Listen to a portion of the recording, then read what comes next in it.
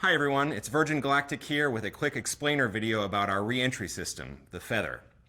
Now, when most people think about rocket science, they tend to think about how hard it is to blast up off of the surface of the Earth. You need a lot of speed, a lot of energy to slip the bonds of gravity and to make it out into outer space. But of course, physics tells us that every bit of energy that you put into the vehicle, you got to get back out of the vehicle when you want to turn around and come back home. If you're moving really, really fast on the way back up, you're going to be moving fast on the way back down.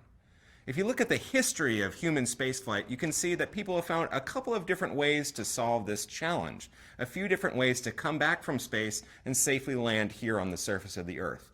Broadly speaking, you can divide them into two categories. There's vehicles with wings and things that look like capsules. Things with wings are really gentle to fly on. They can gracefully dive back into the atmosphere, slipping in exactly the right angle so that the astronauts on board the vehicle get a nice, smooth ride that doesn't have too many G-forces. There's not that much acceleration going on.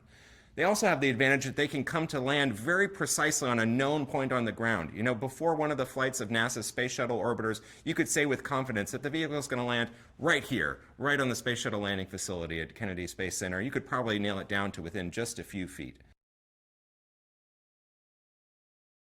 Now, on the flip side, you have things like capsules, just like the Americans used in the earliest days of their space program, and just like the Russians and Chinese have used throughout the course of their space program.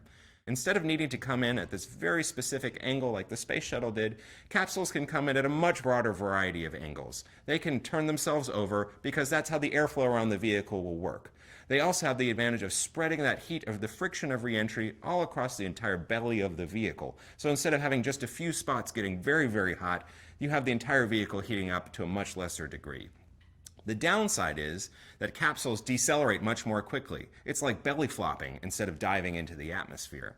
And also because capsules generally tend to land under parachutes, you can't say with that much accuracy exactly where the vehicle is going to land, which can be an issue if you need to reclaim your crew or pull experiments off the vehicle right after you come down and land on the ground. Now, as we at Virgin Galactic and our partners designed our own space system, we decided it would be really nice if we could get the best of both worlds. And nicely, each of these two different modes, things with wings and things with capsules, each show advantages at different points during the flight. So we decided to build a vehicle that behaves like a capsule when it's best to behave like a capsule, and behaves like a winged vehicle when it's best to have wings. So during the initial part of reentry, we actually fold up the wings on our vehicle using a system called the Feather, which was first proven on Spaceship One, our prototype vehicle, back in 2004. Now, when the wings are folded up like this, aerodynamically, the vehicle behaves much like a capsule would. The analogy the inventor has always used is that of a badminton shuttlecock. If you've ever held a shuttlecock in your hands and tried throwing it, you know that no matter which way you're holding it, it's always going to reorient itself with the bulb in front and the feathers trailing behind. Our vehicle works much the same way. So that if we were ever coming home in an orientation that wasn't exactly what we typically do, we know that just the force of aerodynamics on the vehicle would flip the vehicle around so that we enter belly first, and we spread all that friction heat across the entire belly of the spacecraft.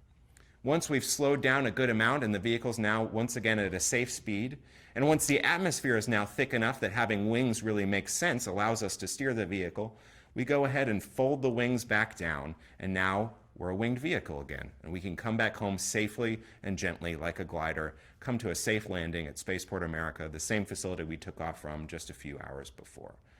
That's the way that we've decided to manage this really tricky problem of not only getting up into space, but coming back home safely.